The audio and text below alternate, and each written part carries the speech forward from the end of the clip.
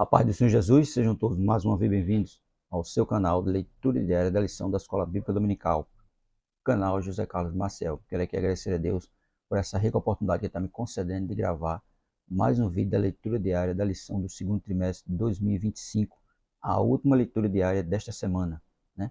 A lição é a lição 11, que tem o tema a intercessão de Jesus pelos seus discípulos, né? Porque Jesus estava indo agora para a cruz, e ele intercede pelos seus discípulos e por aqueles que iam crer nele, né, através da palavra. Segundo trimestre de 2025, como você já sabe, tem o tema "E o Verbo se fez carne", Jesus sob o olhar do apóstolo do amor, ou seja, Jesus sob o olhar do apóstolo João. Quero aqui agradecer a Deus por todos vocês que estão inscritos aqui no canal José Carlos Maciel, que Deus continue abençoando a vida de cada um de vocês. Quero agradecer a você que se inscreveu recentemente no canal, dizer a você muito obrigado. Para mim é uma honra ter você aqui comigo fazendo esse canal. Curta os vídeos, comente e, se for possível, compartilhe nosso vídeo com mais uma pessoa. Quero também agradecer a você que ainda não é inscrito no canal, mas tenha sido nosso vídeo. Se for possível, se inscreva para nos ajudar. Se inscreva para que esse canal possa crescer. Amém? Nossa última leitura diária da semana é a leitura diária do sábado. Evangelho de João, capítulo 17, versículo 13 ao 19, que tem como tema Jesus intercede pela santidade dos discípulos. É porque Jesus está intercedendo ali pelos discípulos, né, para que Deus protegesse eles, livrasse eles do mal, e agora vai orar pela santidade dos discípulos, pela unidade da igreja, orando por encorajamento à unidade, orando para que os discípulos vejam a sua glória e estejam com ele no céu. Tudo isso Jesus está orando pelos discípulos. E Evangelho de João, capítulo 17, versículo 13 ao 19, diz assim: Dê-lhe a tua palavra, e o mundo os odiou, porque não são do mundo, assim como eu do mundo não sou. Não peço que os tire do mundo, mas que os livre do mal. Não são do mundo, como eu do mundo não sou. Santifica-os na verdade, a tua palavra é a verdade. Assim como tu me enviaste ao mundo, também eu vos enviei ao mundo. E por ele me santifico a mim mesmo, para que também eles sejam santificados na verdade. Tá vendo? Jesus se santifica por ele, né? E se santifica também os discípulos, né? Se santifica por ele para que os discípulos sejam que? Santificados na verdade. Me deixa bem claro no verso 19. Por eles me santifico a mim mesmo, para que também eles sejam que? Santificados. Então eu estava ali aí, orando, intercedendo pela santificação dos discípulos, pela proteção, né? Para que eles pudessem fazer, continuar a obra que Jesus iniciou, que eles pudessem, né, ir pelo mundo pregando o evangelho a toda criatura. Evangelho de João, capítulo 17, versículo 13 ao 19.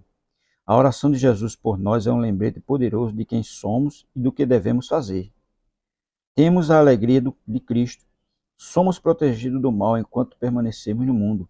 Somos santificados pela verdade para sermos enviados com um propósito. É porque ele faz tudo isso por nós, essa oração toda por nós, nos protegendo, nos santificando, porque cada um de nós ele tem um propósito e tem uma missão, como ele tinha, né, em relação aos discípulos.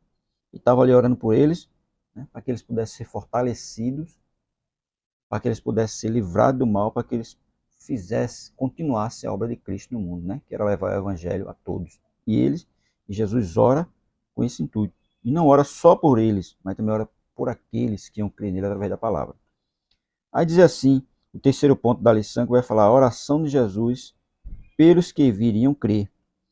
No ápice de sua oração sacerdotal, Jesus intercede não apenas pelos discípulos presentes, mas por todos aqueles ao longo dos séculos, né, que viriam a crer nele através da pregação do Evangelho. Evangelho de João, capítulo 17, verso 20, que diz assim: Eu não rogo somente por estes, mas também por aqueles que pela sua palavra haverão de crer em mim. Tá vendo? Estava orando por nós, os gentios, que nós não somos judeus de nascença, né? Então estava orando por nós, que aqueles que ainda iam crer, Jesus já estava intercedendo por aqueles que iam crer no futuro. Essa intercessão revela a sua preocupação com a unidade, a missão e o destino eterno de sua igreja. Primeiro, fala a oração pela unidade da igreja. Evangelho de João, capítulo 17, versículo 21 ao 23, que diz: Para que todos sejam um, como tu, ó Pai, o és em mim, e eu em ti, que também eles sejam um em nós, para que o mundo creia que tu me enviaste, e eu deles a glória que a mim me deste, para que sejam um como nós somos um, eu neles e tu em mim, para que eles sejam perfeitos em unidade, e para que o mundo conheça que tu me enviaste a mim e aqueles e que tens amado a eles como me tens amado a mim. Tá vendo? Veja. Verso 23 diz: eu neles e tu em mim, para que sejam perfeitos em unidade. Tá? Unidade, né? Não basta só estar reunido, mas tem que estar unido. Às vezes as pessoas estão reunidas, mas não estão unidas. Mas Cristo ora pedindo que eles fossem o quê? Unidade. Fossem unidos num só propósito, num só pensamento. Essa é a oração de Jesus para a sua igreja. Que a sua igreja permaneça unida, não só reunida. Jesus suplica ao Pai que seus discípulos sejam um, assim como ele e o Pai são um. Essa unidade não é meramente organizacional, mas espiritual, baseada na verdade e no amor. A verdadeira comunhão entre os crentes deve refletir a própria comunhão divina e servir de testemunho para que o mundo creia na missão redentora de Cristo. Né? E o propósito da unidade, Evangelho de João, capítulo 17, verso 21, que diz: para que todos sejam um, como tu, ó Pai, o és em mim, e eu em ti, que também eles sejam um em nós, para que o mundo creia que tu me enviaste. Com o propósito da unidade. A unidade da igreja tem o propósito evangelístico de mostrar ao mundo a veracidade do envio de Cristo. Essa unidade se manifesta na identidade dos salvos, como membro do corpo de Cristo, 1 Coríntios capítulo 12, verso 12, no crescimento espiritual pelo conhecimento de Cristo, 2 de Pedro capítulo 3, verso 18, na manifestação do fruto do Espírito, Gálatas capítulo 5, versículo 22 e 23, e na glória eterna dos remidos, Evangelho de João capítulo 17, verso 22. A igreja tem que estar sempre ali unida, porque se não estiver unida, como a igreja vai poder cumprir o propósito para o qual ela foi chamada? Uma igreja desunida, ela não tem condições de evangelizar ninguém, ela não tem condições de chegar a ninguém, porque ela está desunida. E a igreja tem que estar unida, com um só pensamento, com um só propósito, que é o quê? Levar o evangelho a toda criatura e glorificar o nome de Deus. Jesus ora por encorajamento à unidade. Né? Evangelho de João, capítulo 17, versículo 21 e 22. Jesus deseja que seus discípulos sejam motivados a permanecer unidos, pois a fé nele é o alicerce dessa unidade. A igreja dividida perde credibilidade diante do mundo. Tá vendo? A igreja dividida, ela perde credibilidade diante do mundo. Porque se uma igreja está desunida, está em conflito, como é que essa igreja vai poder pregar o evangelho? É por isso que ele deixa bem claro. Uma igreja dividida perde credibilidade diante do mundo, enquanto a verdadeira comunhão e o amor cristão são provas inegáveis do evangelho. A unidade é a última apologética da igreja, pois sem ela o testemunho cristão perde sua força e impacto. Tá vendo? A unidade é uma apologética da igreja. É a última apologética da igreja, pois sem ela o testemunho cristão perde sua força e impacto. Se a igreja estiver desunida, ela perde, né, a sua força. Porque como uma igreja desunida pode pregar o evangelho para o mundo? Porque o mundo vai olhar e dizer, olha, os crentes ali estão tudo brigando um com o outro. Os crentes estão tudo desunidos. Como essa igreja vai poder propagar o evangelho no mundo se ela está desunida, se ela está em conflito? Não tem, é por isso que diz que ela perde sua força e perde sua credibilidade. A oração para que os discípulos vejam sua glória e sejam no céu e estejam no céu com ele. Evangelho de João, capítulo 17, versículo 24 ao 26.